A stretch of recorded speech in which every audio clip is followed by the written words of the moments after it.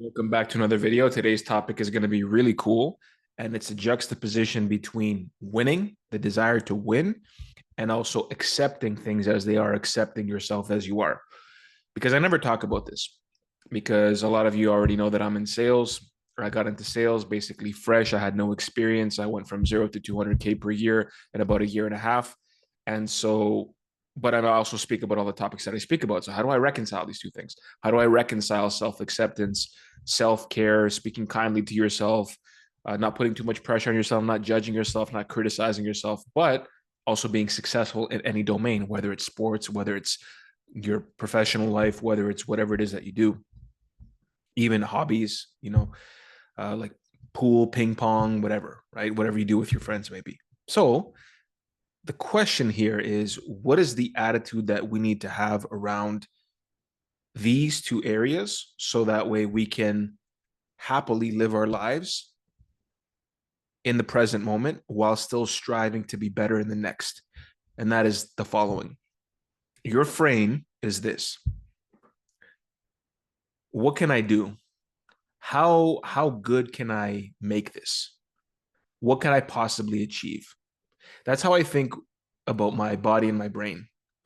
Because people say, why do you do what you do? Why are you into fitness? And what drives you? Why did you get into it for so long? Why are you still doing it? And all the stuff that I do on a regular basis. And the answer that I give is, so God has given me this body and this brain. You could whatever you want, evolution, the universe, whatever, but you've been given what you've been given. So it is a sign of gratitude to yourself and to the creative force that made you when you treat yourself with respect and when you do everything that you can to everything that you can that is possible within your control to maximize your abilities. What are they? You don't know. So you should give it a shot, right? Because here's the thing is you don't know what your physical potential is. You don't know what your mental potential is. You don't know what your potential is with your relationships, with your finances, with your career, with the people that you're going to be able to help. You don't know any of that. So your frame is, what can I do? How can I what can I access within me to become this person that I know that I can become? And every single thing that you do is important. But remember that when we stumble, when we fall, when we fail, when we fall short, that's when we're kind of consoling ourselves and encouraging ourselves, but we're also encouraging ourselves as we go along.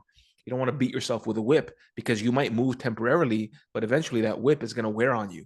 It's going to feel painful. You're going to get tired. You're not going to be able to move. So that's why it's important to be able to have these two elements. You can't just have winner's mindset and then speak to yourself negatively, judge other people, and say this guy's a loser and don't hang around with losers. And believe me, a lot of people thought that way, especially in high school when I was younger. And sometimes I still kind of catch myself, when I see somebody on the corner and they're in their 40s or whatever, and they're smoking a joint outside a bar, and talking crap with their friend. I'm like, what are you doing, man? Like a part of me thinks that, but then I also have to be able to reframe my mindset so I could put their experience in my head, right? So that way I can understand them a little bit better. So if you're watching this, that's probably not you. So it's really understanding that aspect of self-acceptance, compassion, but also how good can I make this thing? How good can I make this experience? Because it's not necessarily about winning per se.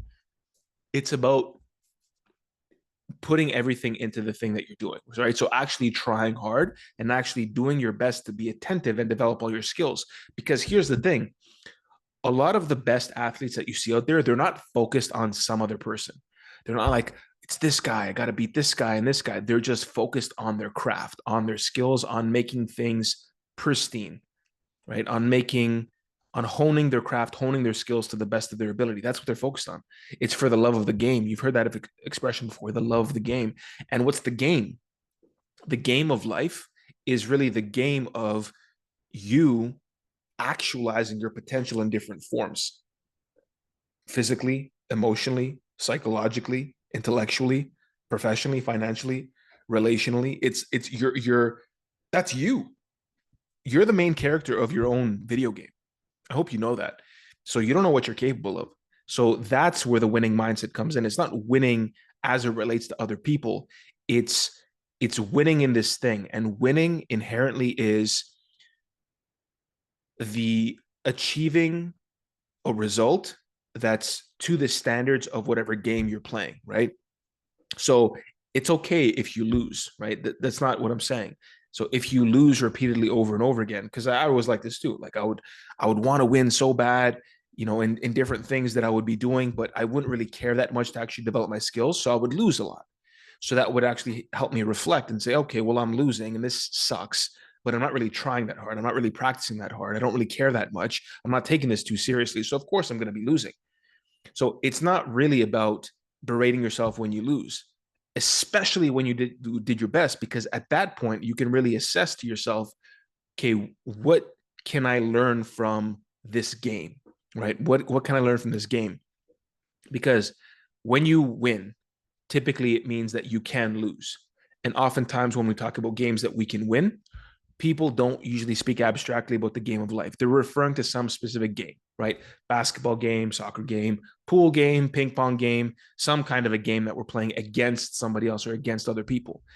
So the best approach that you can take is, number one, do your very best to try to figure out what you need to do to play the game as best as possible, and that will lead to winning. So it's almost, in a sense, when you take winning out of your mind and you're focusing on optimizing the process to the best of your ability so you can play that game at the highest standard, then the result is the win. Oftentimes it's not necessarily focusing on the win, it's focusing on the process, because it's the daily activities, right? It's the 1,000 free throws or 3-point shots that Steph Curry throws at the end of every single practice, right? That's what that is. He's not playing against anybody. He's just there by himself, assuming, just throwing 3-pointers, right? Shooting 3-pointers.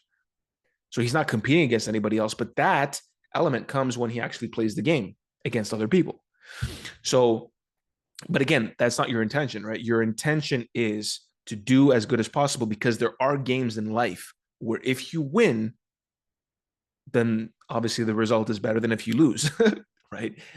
Which means that if you're playing Russian roulette, you probably want to win that game. You don't want to be the one with the bullet in the chamber, because then you lose and you die, right? So it's very obvious when you take an extreme example to prove the point. But again, the extremes oftentimes they prove the point. So you're not trying, you're trying, but at the same time you're recognizing all of the gaps in your process if you don't get the result that you want, or if you feel like the process that you went through could have been better optimized. So please keep that in mind. I'm gonna have to end the video here because now I'm hiccuping and I can't stop. So if you found this video helpful, like it, subscribe to the channel. I launched a school community doing 2 calls a week. The first group call actually already happened on Tuesday. It's happening Tuesdays and Fridays at 12 p.m. Eastern time. Tuesdays and Fridays at 12 p.m. Eastern time. The Zoom link is in my calendar in my school group. So if you click on the link in my bio or in the description, you can go ahead, join the group. It's absolutely free. Be part of the community. It's already really active. We've already got about 20 members. So please join. I'd love to meet you, talk to you, converse with you, help you out with whatever it is that you're helping, what you need help with. And there's also a very supportive community of people who are super smart, on the same journey. Some are a little more ahead, some are a little bit behind, but we're all kind of together there and helping each other out. So I hope to see you there. And until next time, I will see you soon.